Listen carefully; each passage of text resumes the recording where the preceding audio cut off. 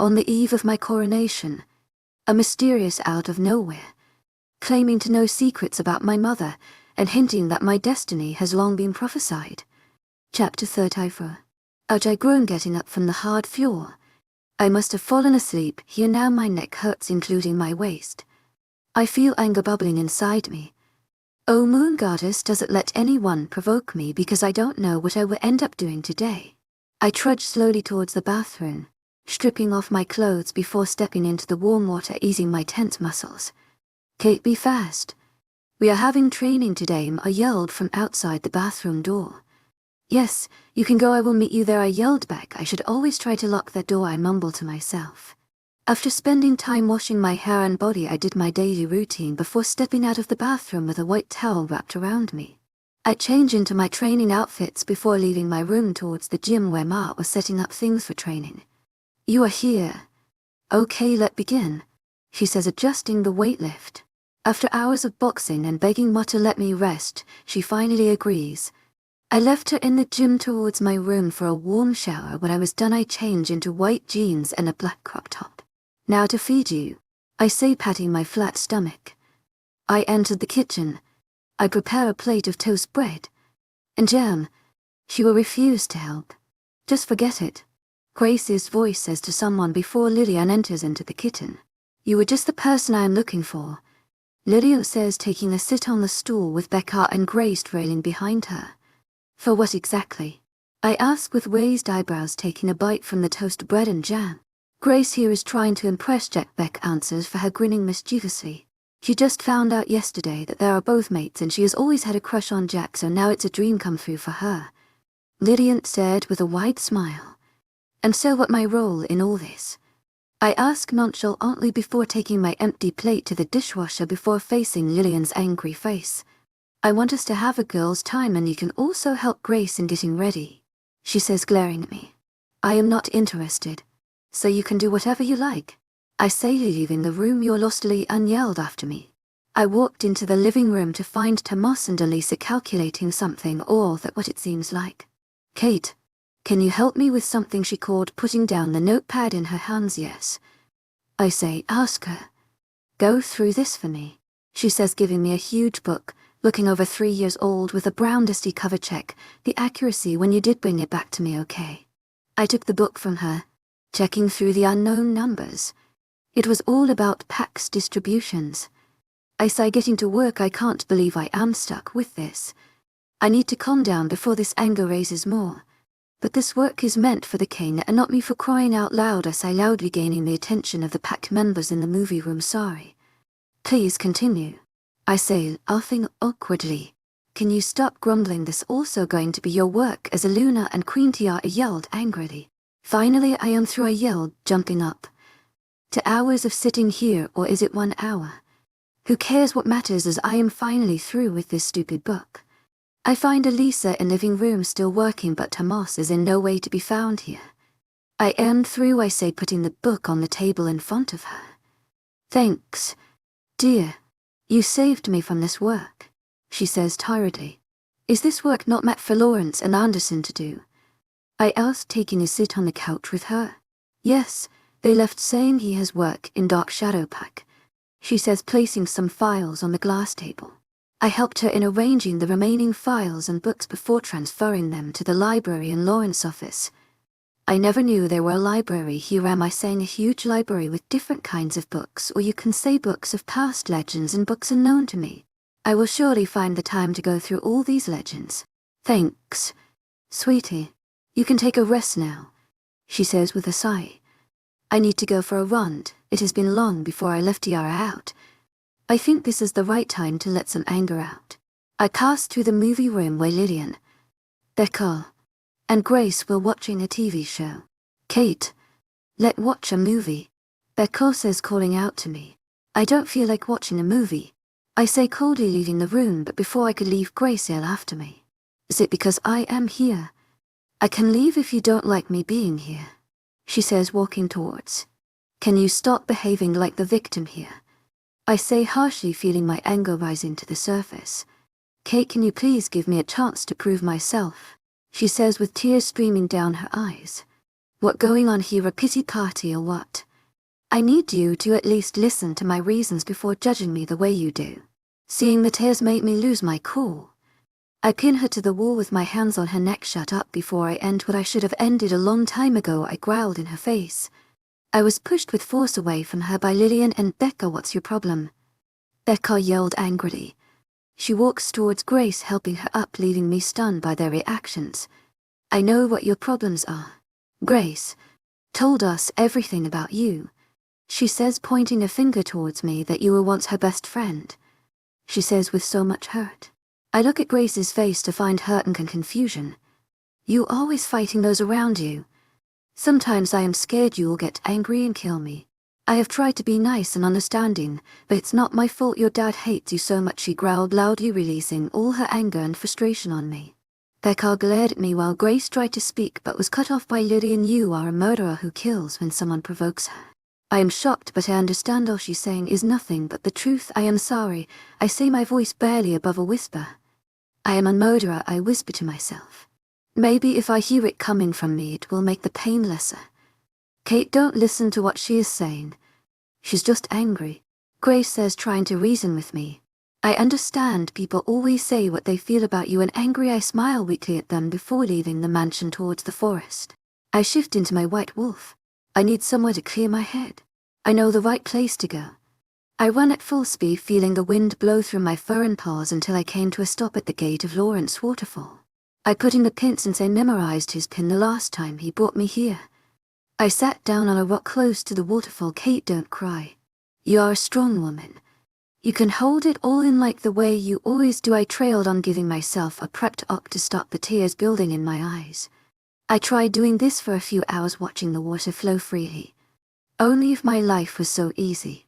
I am always here for you, Lawrence says, taking a sit on the rock closer to me. You here? How did you know I was here? I was so deep in thought I didn't know when he entered. Forget about that. What going on?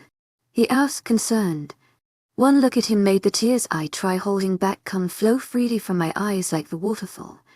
This man seems to break down the walls I put around myself. I got up and gave him a tight hug. He seemed surprised for a few minutes before hugging me back. I hug him like my life depends on it. And for real, my life depends on him.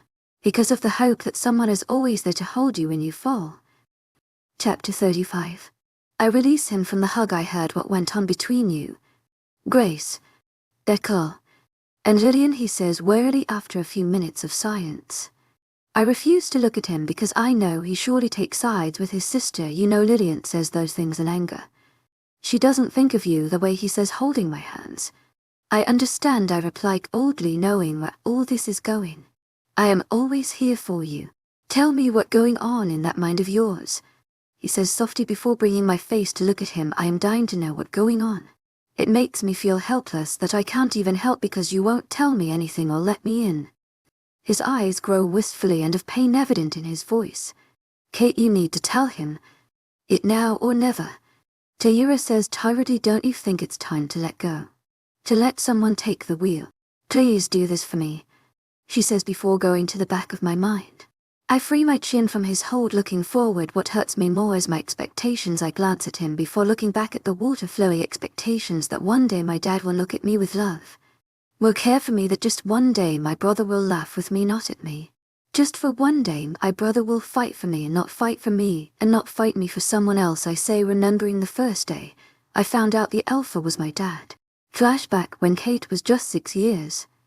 I yelled, running down the stairs towards the kitchen. Stop running in the house, Kate Ma yelled from the kitchen. Ma, come on. I will be late for school, say, trying to climb on the high stool. Ma picked me up, placing me on the stool before kissing my cheek, making me giggle. My little girl is now all grown up. Okay, now eat up, she says, trying to feed me my cornflakes. Ma, you said I am a big girl now, so let me eat alone, I say, taking the spoon from her. It was a little difficult eating alone. The cornflakes on the table and floor. She scolds me to eat gently, but I survived anyway. I am going by, I say, jumping from the stool. Kate, I am taking you to school. So wait, let me clean this up, she says, stopping me in my track. I turned around and scowled. Ma, I am taking the bus with Grace today. I say before running towards my room to get my backpack. I came downstairs to find Ma waiting for me by the door with my lunch pack in her hands. Ma, you can't take me to school. The Alpha Sun Hunter will make fun of me again, I say, pouting. No, you are getting late, let's go, she says, holding my hand, taking me out before putting me on the passenger seat of the car. A few minutes we arrived at my school. A new day of bullying from Hunter and his friends. She opens the door for me before placing a kiss on my forehead after giving me my back and laugh pack. Don't get into trouble again, she warns. I just can't help it because I tend to fight back when provoked. Yes, I laugh before running off to my class. Look who we'll have here, someone says, pushing me. I just know this must be Hunter. Alpha Jane's son. His mother died 6 years ago, at least that is what I heard. His father is very wicked and cold. I have only seen him once. Can you please leave me alone today? I say, glaring at him. He is a senior to me by 3 years. Why will I do that when it's fun disturbing you? He says, smirking. Katie over here, my best friend Grace, or more like a sister. We have been friends since 1 year old. Her parents are very close with Ma. If you excuse me, I say, walking towards Grace sitting at the far end of the class. Gracie, I say, grinning widely before taking a sit with her. Have you checked the assignment? Grace asked, bringing out her books. The rest of the class went to KFOK, means trying to avoid me. She is my enemy, always clinging to Hunter. We are taking the bus, Grace says, snapping me out of my thought. We walk to the field where the bus normally stops. Hey, and what is your name again? Mia asks with a disgusting look on her face. You are not worth knowing my name. So run along, Grace retorted, pushing me lightly by the shoulder. She falls on the floor where I and Grace laugh.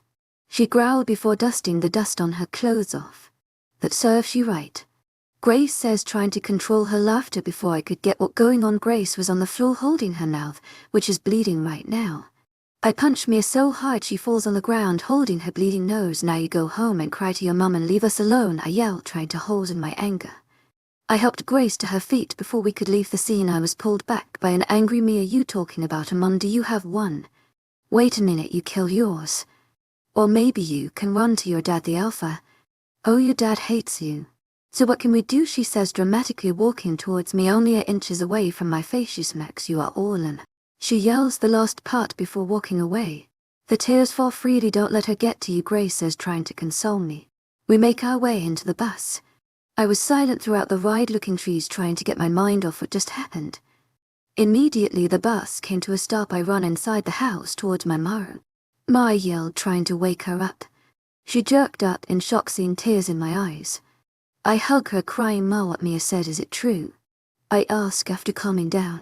She releases me from the hug before bringing me downstairs to the kitchen, giving me a chocolate bar to eat. What did Mia say? She asks wearily. She said I killed my mum and I am Alpha Jane's daughter. I say, sniffing. She looked at me intensely, contemplating something. End of flashback. She told me about my mother and how she died. I say, glaring down. I was happy. Confused. I needed more answers, so I run to my pack house to see my Alpha. He was furious to see his old daughter. I say, laughing bitterly. He blamed me for his loss, for making him miserable. It was silent between us before he spoke. You and Grace were best friends. So that means you are the jealous best friend she told us about, he says, confirming his doubt. No, that not the true story, just part of what she wants you to believe. I say as I toss stones into the water. After I find out Dad was the Alpha, I tried my best to be a good daughter, someone he had pride in, but everything I do was useless. I decided since he already hates me and anything I do is worthless, why don't I try to get his attention? Maybe by getting into trouble he will notice me. I shrug. It worked, but not in the way I expected. I got punished and flogged and sometimes locked in the dungeon. Ma became so worried, and Grace tried to make me change my ways, but like always I was stubborn until one day I found Grace sleeping with my brother at her place. Flashback when she was 15 years. I am sorry, Grace pleaded guilty with tears in her eyes. No problem. I understand, just please stay away from him. He uses girls like toys. I say, wiping her tears away before grinning widely at her. Why don't we go shopping? I yell happily. Not now. Maybe tomorrow. We are having dinner together, so I need to help my mum. she says with a frown. I can come with you to help your mom, I suggest. No, she yelled immediately, I mean you can't. I just want to give my mum a surprise. She says warily. I know she is hiding something from me because she refuses to look at me in the eyes. But I choose to drop it when she is ready. She will surely tell me okay if you say so. We both left my room towards the living room where Ma was watching a TV show. She loves watching this TV show a lot, Alex. I will be going now, Grace says before kissing Ma on the cheeks and saying goodbye, leaving in her car. Ma, I will be back soon, okay? I say, taking her car keys from the center table in the living room. To where exactly? She asked, glancing up at me with raised eyebrows before going back to the TV show. I have something to take care of. I say, leaving without waiting for her reply, because if she knows where I'm off to she won't let me. I park in front of the pack house. I need to give Hunter a clear warning to stay away from Grace. I stepped into the house, ignoring the stares from some of the pack members. I feel Gracie's presence here, Tiara says suspiciously. Her car wasn't parked outside. I say, confused. I walked past the kitchen, hearing Grace's voice. I stopped to see if my ears were deceiving me, but it was my best friend sitting talking and laughing with Hunter. I told her it was just a mistake. She says, smirking proudly. And she believed you? He asks, smiling. Yes, she has always been foolish, she says, laughing loudly. Just bring more information about her and you'll be my Luna when I become Alpha, and Dad will continue to feed your family, he says, stroking her cheek, pulling her to him. He kissed her harshly while she wrapped her hands around his neck, bringing him closer. I was so furious to see my own best friend, someone I trust, betrayal me for power and money. End of flashback. Since I was stronger compared to other wolves or Lycans, it was so easy for me to destroy her life in just one day. I made her parents choose between life and her, but of course, they chose their life because they were so angry with her for betraying our friendship and most importantly the family name. I say nonchalantly. I made sure she regretted ever betraying me. I vowed never to trust anyone or show emotions and to never have a friend. Mutt rise to stop me, but it was too late. I was going to show Hunter I am not an easy target. I injured him to the extent months in the hospital. I say as tears fell from my eyes. Remembering and talking about the painful past is like living your nightmares once again. I was flagged and chained with Wolfbane for a month, until Hunter was well enough. The day I hated and believed my dad was dead was when he tortured me mentally and physically. I say, sobbing bitterly. He held my hands tightly, assuring me that everything is getting better. He is here to hold me. I was just a 16-year-old girl. My grandma was kidnapped by rogues after attacking my pack, thinking she was the Luna. I begged him, but he refused to help. I pleaded. I told him I have no one else, but he didn't give a damn. I say, with hatred towards a man who brought me to this world. I promise him I bring her back if it's the last thing I do. It didn't take me time to find her. I find her in a building surrounded by trees and middle of nowhere. She was chained like a dog and was in her pool of blood. I say, breathing heavily, feeling the anger just remembering what they did to her. I killed everyone, both man and woman. No one was left. I killed over 50 werewolves. When I came back to my senses, I was covered in blood. Werewolves lying dead. The Alpha and some pack warriors came. I don't know how they found me, but they did. He looked at me in shock and confusion, seeing all the dead bodies and wolves everywhere. Flashback. You killed all these werewolves? He asked, shocked, looking at me with disbelief. I always knew you were an abomination. You are a disgrace to werewolves, he glowered. I fell on my knees, pleading for him to understand. Take her to the darkest part of the pack where murderers like her kept, he ordered. End of flashback. I was dragged away by some warriors.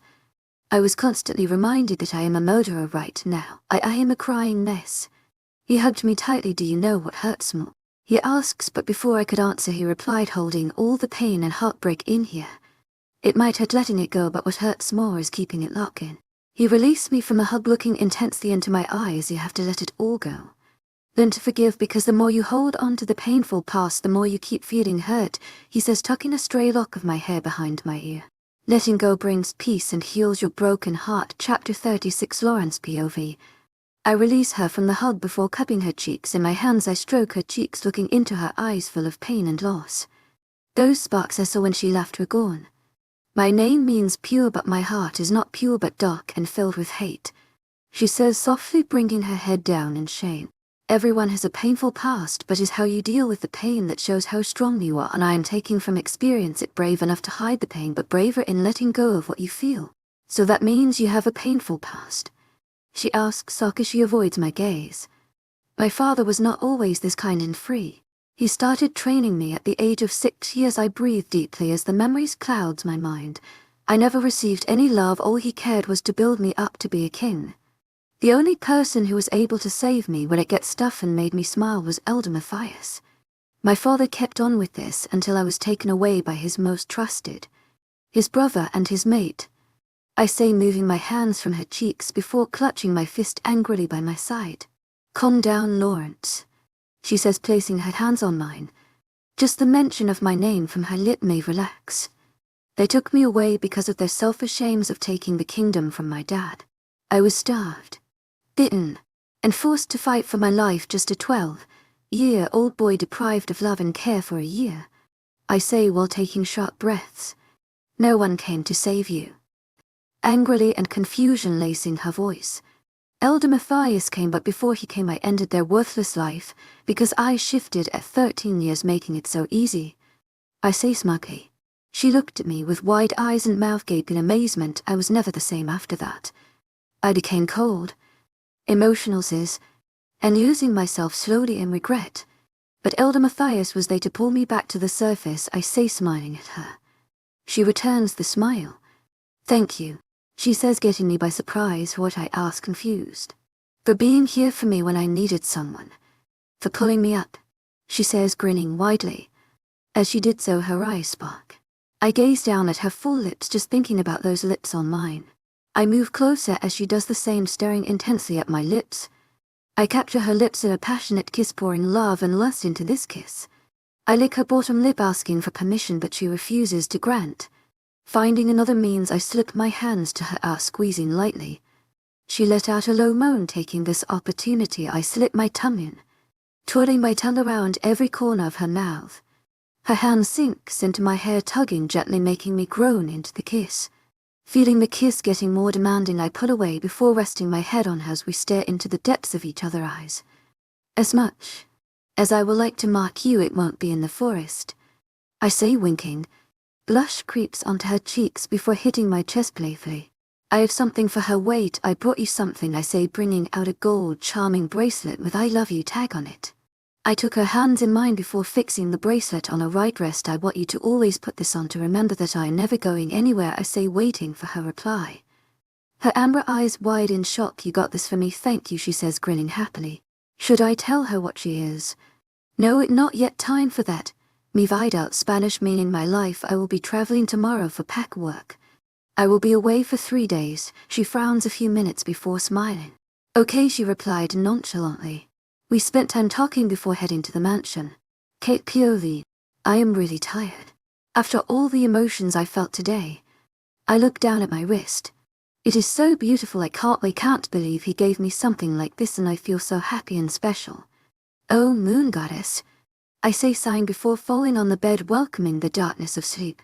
I woke up this morning feeling happy. My cheeks are hurting from grinning so widely. I just feel alive, like something is being lifted off my shoulders. I was able to skip training. I did my daily routine, leaving my hair freely on my shoulders and applying lip gloss to my lips. I got ready into a Mexican West. Lillian gave me a black dress with a flower design around the neck and down reaching above my knees. Satisfied with the way I look, leaving my room. I need to settle something with Grace, but the problem now is I don't know where her room is. You can use her scent to find where she is, Tiara suggests. I follow her scent towards the back of the mansion, where I saw her sitting Indian style on the grass with her hands crossed around her body.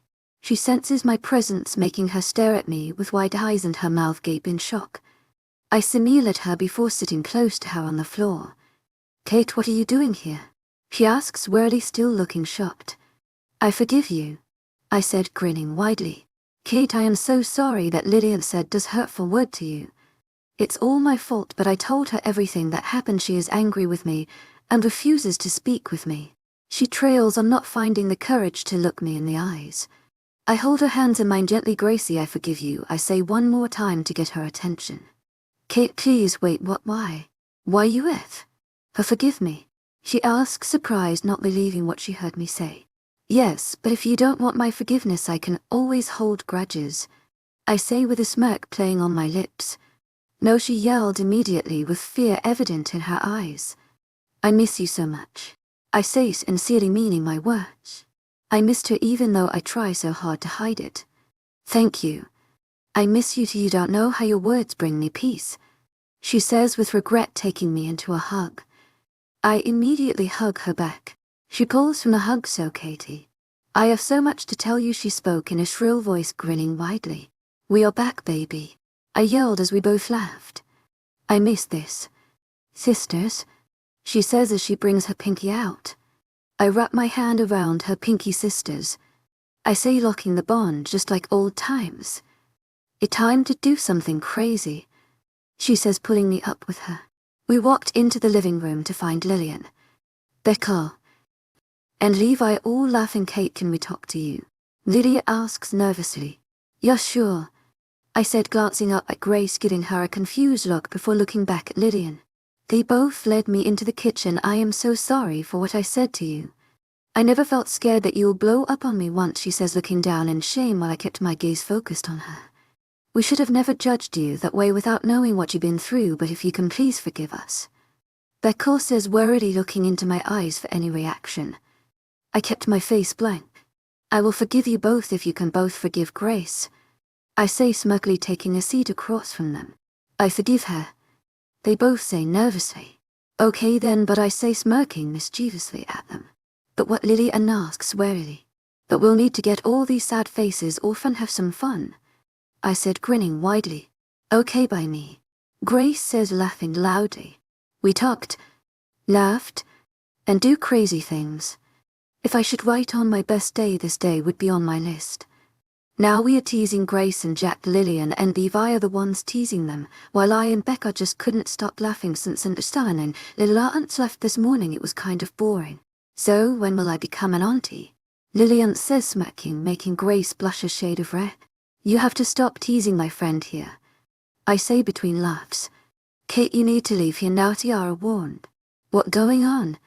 I asked, confused. Just leave here now to your room, she warned like she was in pain.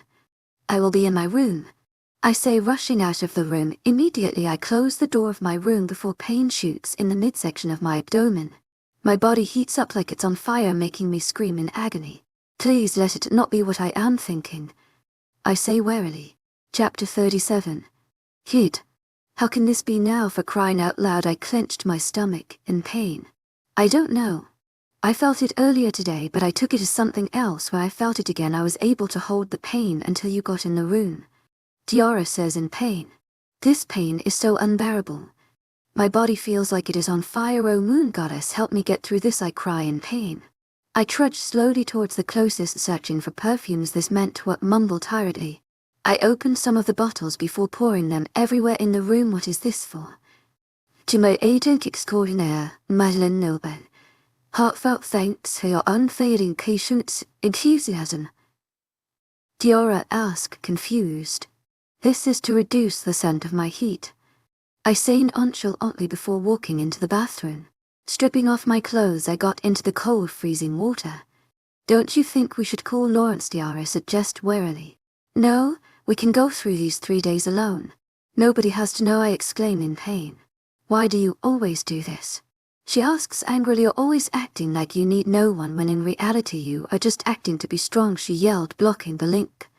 Now she leaves me alone to bear the pain. Thanks a lot, I murmur. The water feels warm, I clamor in pain, feeling hot. The solution to this is mating with Lawrence, but I can just call him and say, I am going through heat, please leave what you are doing and come, let's mate. No, I can't. That I got up from the tub, I wrap myself in a towel. I bite my lips, feeling the pain increase immensely. I could already taste my blood. I squirm my body in pain. The only sound heard is my outcry. I groan, getting up from the cold floor of the bathroom. I must have fallen asleep during the pain. I mumble, getting into the shower. When through with my daily routine, I change into grey sweatpants and a black sweater. I look into the long-length mirror. I look pale, eyes dull, and lips dry. My fangs and claws were out. Even though I try to take it back, it refuses to pull back. I trudged slowly towards the room. Laying down on the bed tired, I survived. 2 days to go, I say with a sigh. Kate, are you in there? Ma asks, yelling from outside the door. What should I tell her? I mumble, contemplating why. Yes, just resting, I yelled, back, not even recognizing my voice. Are you ready for training? No, can we skip today's training? I ask wearily, can you tell everyone not to disturb me for today and tomorrow? Why is that? And also, you didn't come for dinner yesterday? She asks suspiciously. I just need to be alone. I say casually. Okay, she says, sounding suspicious before leaving. What was the reason for not being honest? Diora asks calmly. Because if I should tell her, she will surely speak to Lawrence about it. I say smugly, and also thanks for your help yesterday. I say sarcastically. You are so welcome, she says, smirking. I ignore her before getting comfortable on the bed, trying to ease the pain I am feeling right now. I toss and turn on the bed, trying to ease the pain, but it seems to increase as time passes. I sigh, feeling the urge to claw my stomach out. The urge was so strong, but obviously I can't do that, so instead I claw at my pillow. Immediately anger took over me, making me forget about the pain. I claw and tear everything my hands touch. Kate, someone called from outside the door. I growl at the door. What do you need? I ask, sounding irritated. Alex asks me to bring you something to eat, she says warily. Must be a maid. I am not hungry, so take it back, I say as I clenched my fists, trying to hold my anger at bay. My breath is heavy and I am not yet satisfied with the need to pass, but its anger is overwhelming. Lawrence POV. I felt restless, like something is going on, Your Highness. Do you have anything to say? Alpha, Edward Alpha of Moonpack says, napping me out of my thoughts. I am currently in Moonpack with Anderson, Dad, and Pa, with some warriors settling the dispute between Moonpack and Black Moonpack. Since I left my pack yesterday, my mind has always been on Kate. How she is doing, if she is all right. I can't help it. She is driving me crazy.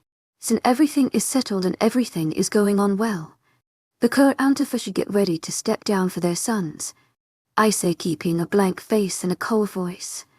Yes, Your Highness, the agreement and files were signed. It took 2 days instead of the 3 days as planned, so we will take our leave now. Can't you stay for dinner tonight? Asked Baton Athan. Yes, why not?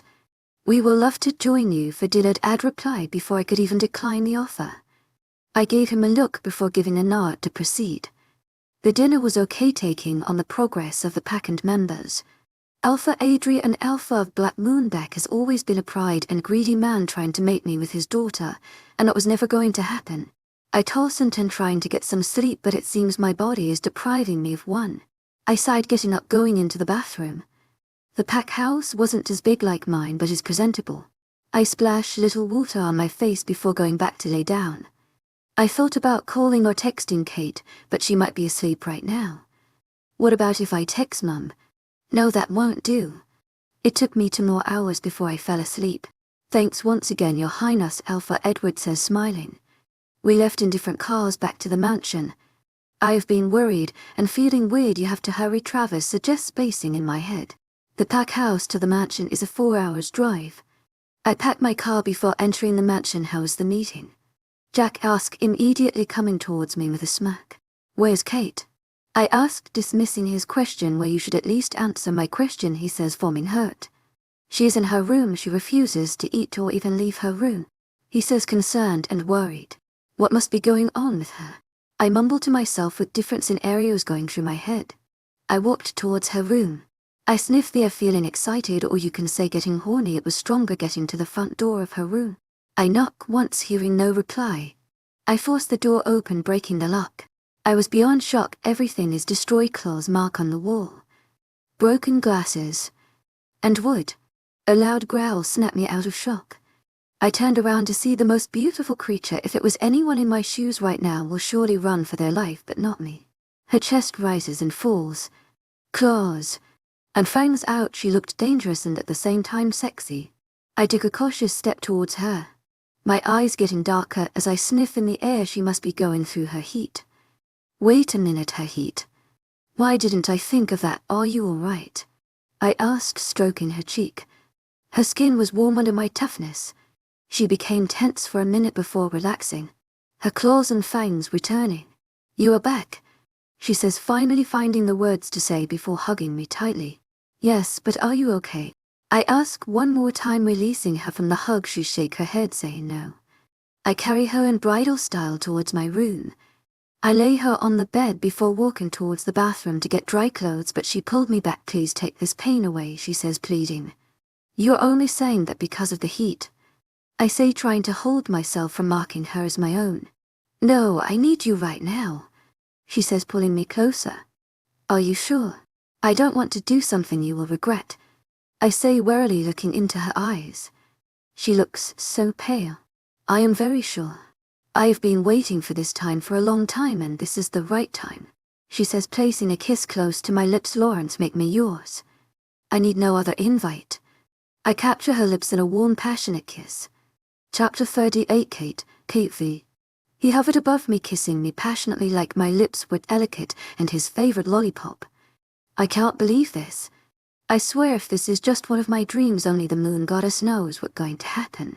Who even cares if this is dream? This feels so real. His lips on mine feel so soft and taste like mint, and I moan into the kiss. He breaks the kiss, looking at me with eyes dark and filled with lust and something else I can't pinpoint. He raises my shirt over my head.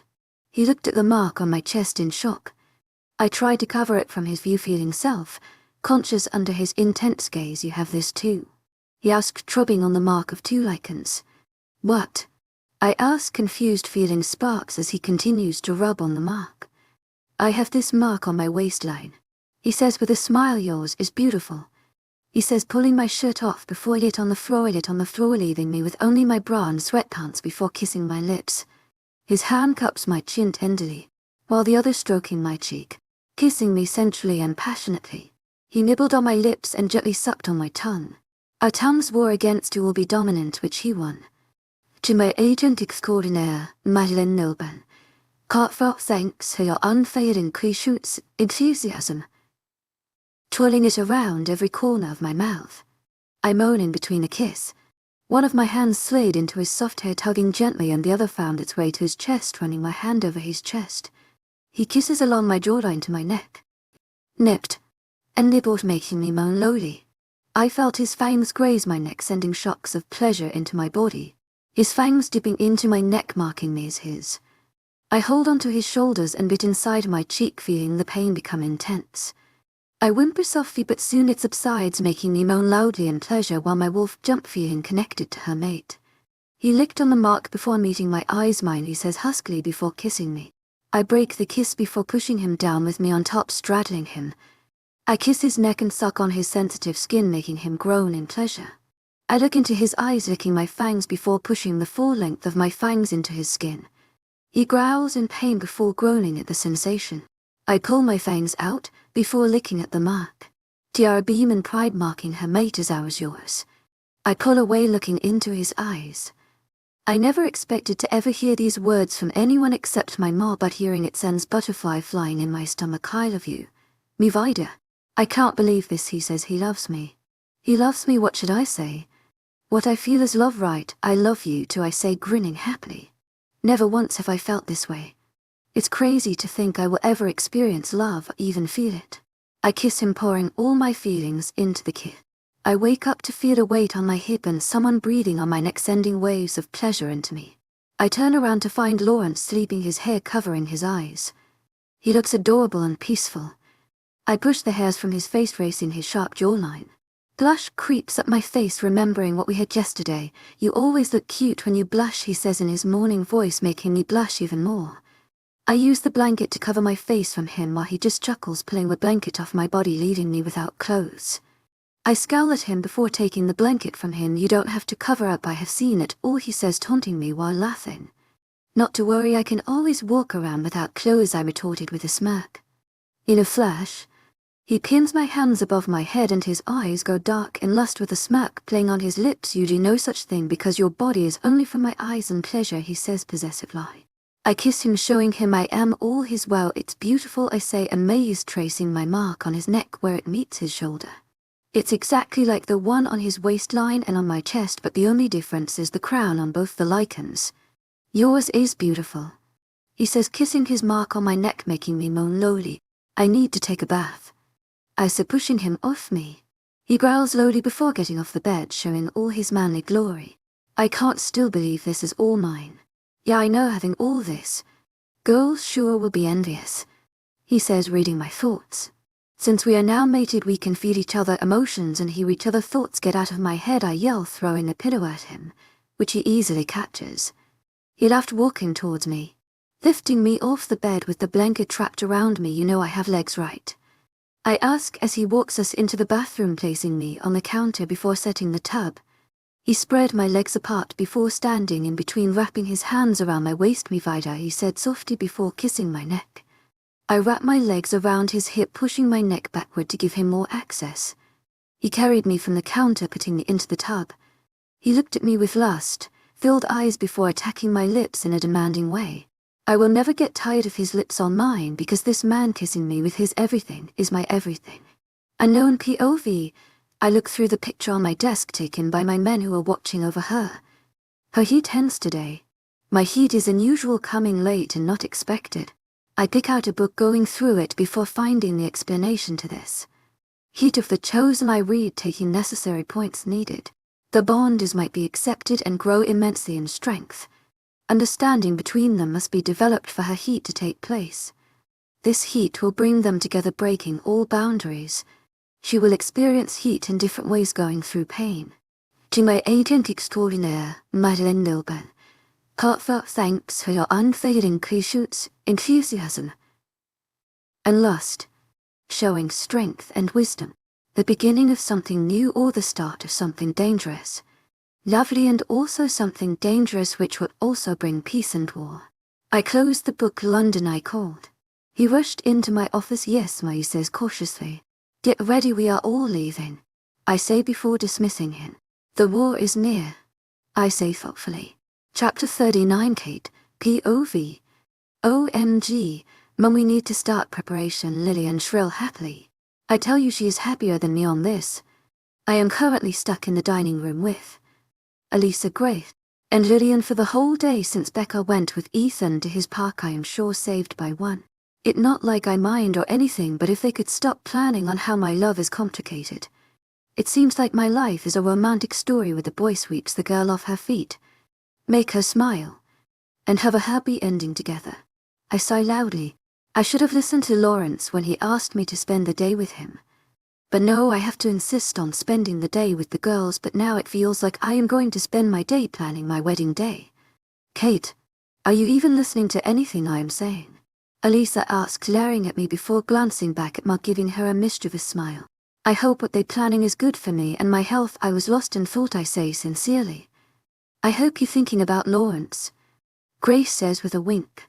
Oh, this girl, so let's talk about your coronation, he says. Seriously, say so. Any suggestions? Coronation? I ask, confused. I am not dumb. I sure know what coronation means, but it is not every day you get mated to the Alpha King, and I am sure it wasn't on my list to become the Lunar Queen, and I am so not ready to be the Lunar Queen and rule these people. Oh, Moon Goddess, what have you gotten me into? And why didn't I think of this? Yeah. It is an occasion held to crown the new Lunar Queen. Lillian says in a dark tone, if only she knows we're going through my mind. Yes, I know, but when will that be? I ask, curious. I hope to have more time to get ready for all these complications. Elisa says, mellow lie, the blue moon is tomorrow, so it will be the perfect day for your coronation. I jump up from the chair with wide eyes. Tomorrow, that barely enough time to do anything, I say, shocked. No need for you to get all worked up. Me and Alex have it all under control. She says, smiling, and the girls are here to help. No way. It's impossible. I say, holding the anger, forcing to come out. Kate, you have to understand. It is the blue moon, meaning more strength. Ma says, trying to reason with me, if you are worried about the preparation, it is all under control. And also this pack needs a Lunar Queen, and not only this pack but all werewolves, Lycan, and other supernatural beings. Elisa said, looking at me with pleading eyes, this pack has been without for a Lunar Queen for so long. I was so furious with these people. How can they just push this on me?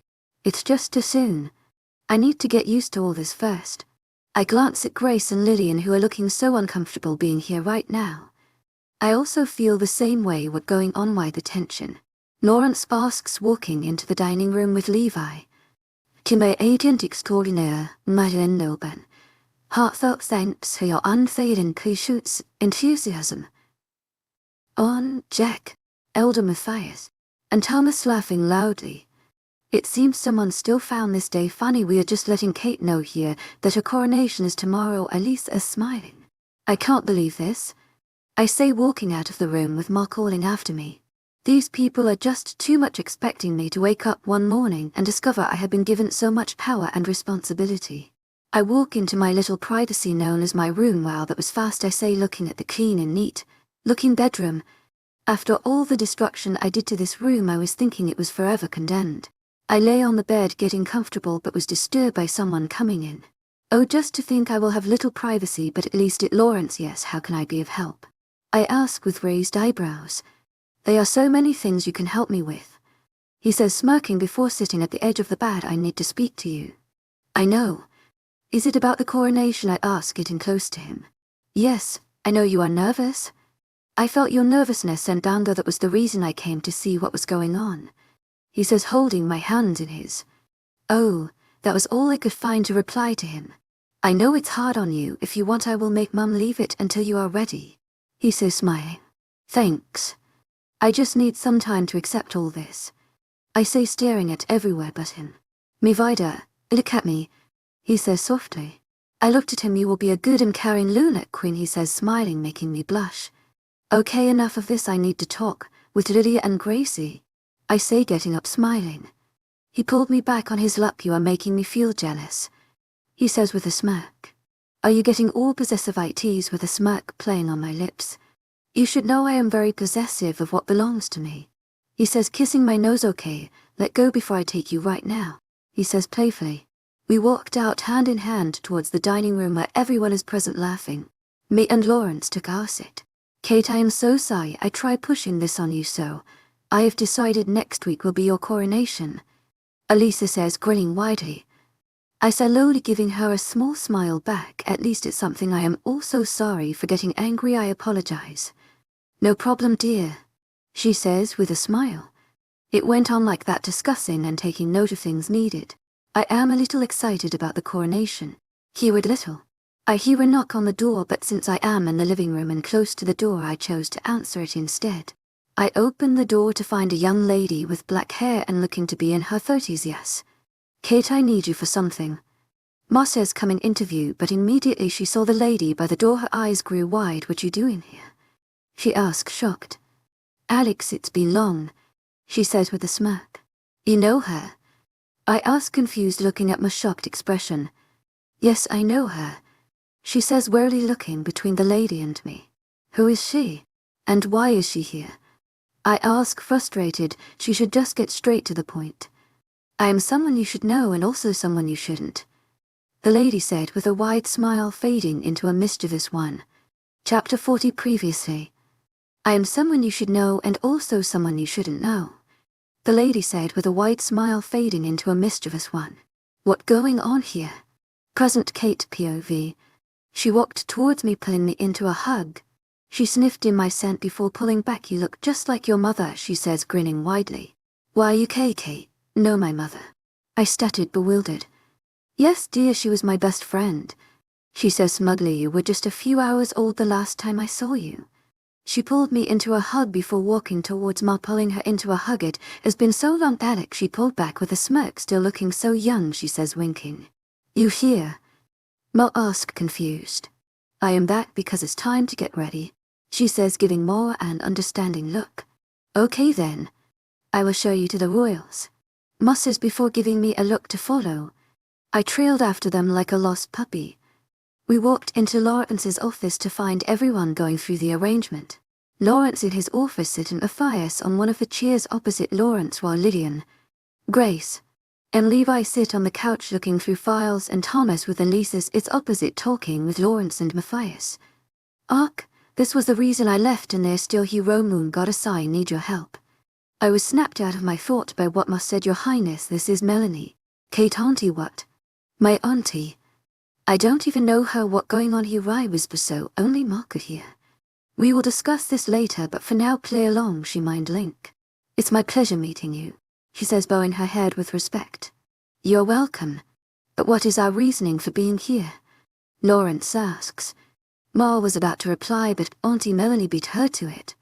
She walks towards Lawrence, taking a seat opposite Lawrence. I am here to make sure the legend is being fulfilled, she says nonchalantly, looking at everyone's confused faces. What legend? Elisa asks with a frown on her forehead. Auntie Melanie glanced at Ma before glancing at Elder Matthias. Can everyone leave except Alex? Matthias. Kate. And Lawrence, she demands, with her eyes turning between her natural grey to blue. Elder Matthias gave a nod for them to leave. I look at her bewildered. Who are you, if I may ask? I ask, frustrated. Calm down, Kate, always impatient. She says with a shake of her head. Come here, Kate. I walk cautiously towards her. Listen to everything I tell you, she says while I nod in reply. You know about how your mother died, right? She asked, weirdly studying my face. Yes, I say, looking down at my feet, not finding the courage to look at her. Maybe she going to blame me for her best friend's death. She told me about how she left me with Ma, becoming a rouge for 3 years and discovering herself. While keeping an eye on everything I do, I spend time going through legends, understanding why everything happened, she says sternly before taking my hands in hers. I wrap my tears away before glancing at Lawrence. He gave me a nod and a small smile. I glance at Ma, asking for assurance. She gives me a weak smile. Tiara, what do you think? I ask her for advice.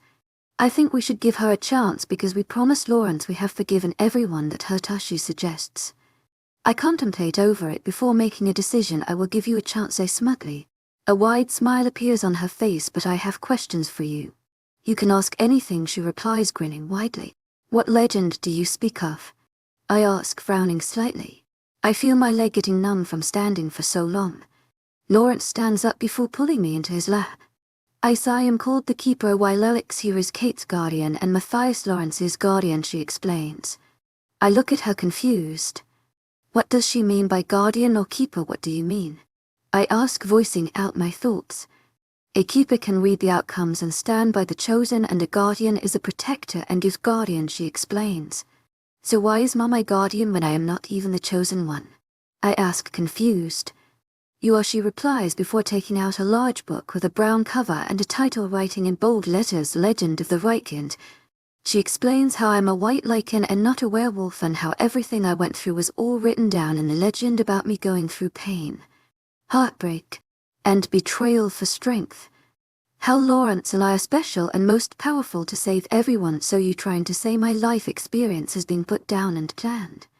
I ask cautiously. This is just too much to take in one day. Wait a minute, why ain't you surprised? I ask Lawrence. To my agent extraordinaire, Madeleine Noble, heartfelt thanks for your unfailing patience, enthusiasm. He stuttered, not finding the right word. I turn around to study his face. What are you even saying? I ask with a raised eyebrow, waiting for a reply. You see, Kate, the thing is, he says nervously before cutting him off. Wait a minute, you know about all this? I gasp in shock. It not what you think, Kate, he says, but I cut him off once again. So you know about this all along? I say, angrily, jumping off his lap. I am the only one who doesn't know about this. You all didn't feel it fit to let me know about all this. I say, yelling. While you were with me all my life, but you couldn't tell me. It feels like my life was a lie.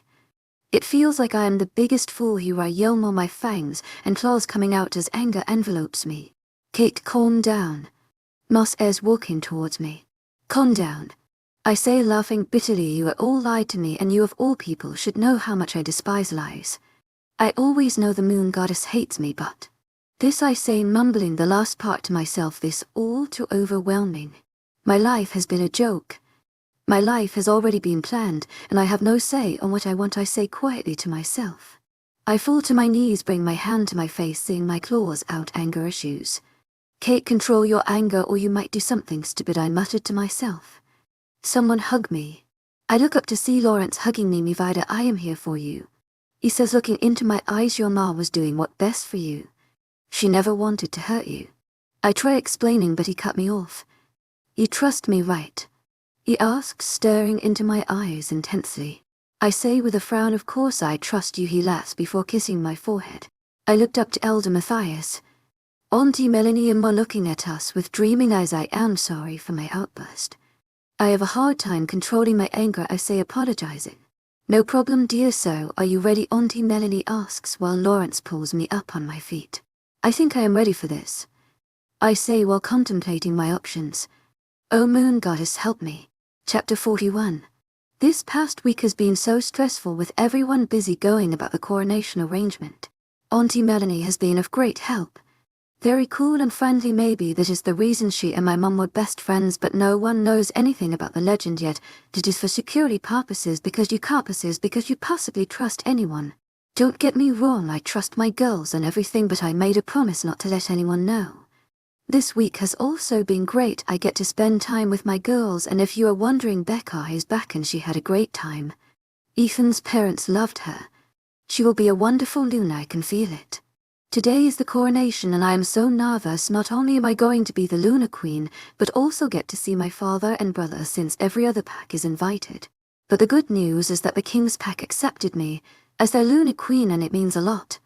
I haven't seen Lawrence for a week now because of its custom for the soon to be Luna Queen to be separated from the Alpha King until the coronation. It driving me crazy not being able to hold him, touch or hear his voice. Och, maybe I am feeling way too much because of the mate bond. Kate over here, Grace calls, bring me out of my thought.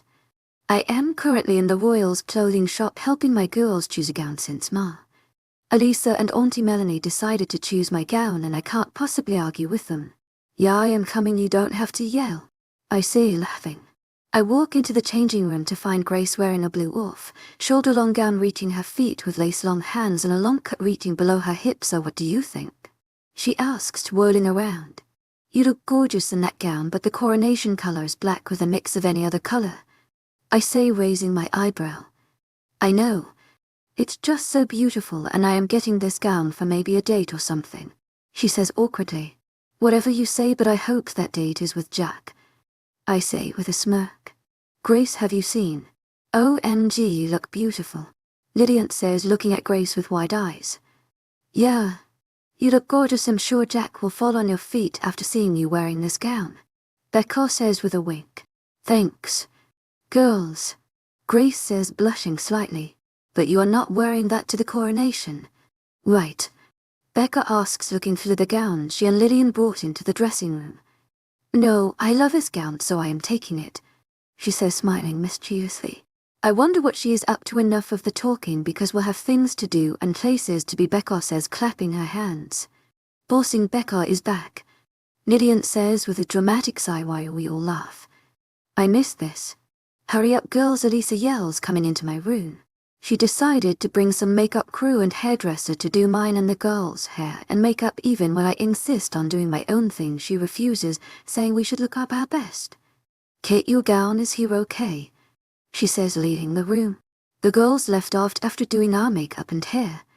We got dressed in our different gowns, picture below.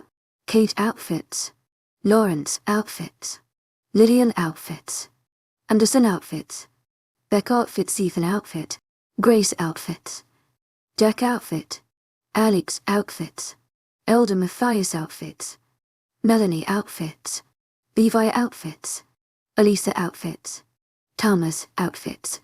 We got ready since the men left an hour ago, even with the ladies. Becca, Lillian and Grace left in one car while Elisa and Auntie Melanie left in another, and I left last with a guy named Marcus as my driver. We arrived at the venue for the coronation. Elisa told me this place has normally been used for the coronation or big events. We went through the back not to gain attention. He packed in a space. Immediately the car came to a stop. Someone knocked on my window. Marcus, can you please bring it down? Yes, Ma, he says before bringing the window down. Lillian, is everything all right? I ask, confused. Yeah, everything is all right, but you have to stay in the car for a few minutes because Alex and Melanie will accept to being in this pack, she explained. Okay, I say with a nod. To my agent extraordinaire, Madeline Nilben, heartfelt thanks for your unfailing patience, enthusiasm. I will come to get you, and by the way, You look gorgeous and the most beautiful lady here, she winks before leaving. I stayed in the car for 30 minutes before I saw Lillian, Bucker, and Grace walking towards me. Marcus opens the door before helping me out. Thank you, I say with a smile while he replies with a nod and left. Let go. You're going through the front door, Becker says. We walked towards the front door. Two guys stand to guard the door and others on patrol for security purposes. Kate, are you all right? Grace says, holding my hands. Yeah. Why? Ask, bite on my lower lips. You look nervous and you keep fitting with your bracelet while biting your lips, she says softly. You know me so well, I say sarcastically, gaining an angry look from her. Okay, I am nervous, I say, sighing in defeat. You don't have to be nervous, she says with a smile. You are Kate, the bravest girl I know. The baddest girl. So girl, go in there and show them who the queen is, she says, grinning. I laughed at her words. Thanks, that helped a lot, I say, hugging her. That enough, everyone is waiting to see the Lunar Queen, she says, pushing me towards the door before leaving. I nod my head for the door to be opened. Immediately the door was opened. I set my eyes in a room full of supernatural beings from all over, and the room was decorated in black, gold, white, and grey. It was beautiful. My eyes were fixed on the man sitting on his throne and a crown on his head. He was looking handsome as ever with his white, gold tuxedo and black pants. Our eyes locked together like we were the only ones in the room. I smile before getting on the platform with the help of Elisa. I stand looking down at everyone, grinning widely. Kate, Darby, David, do you accept to be part of this pack? To fight for this pack?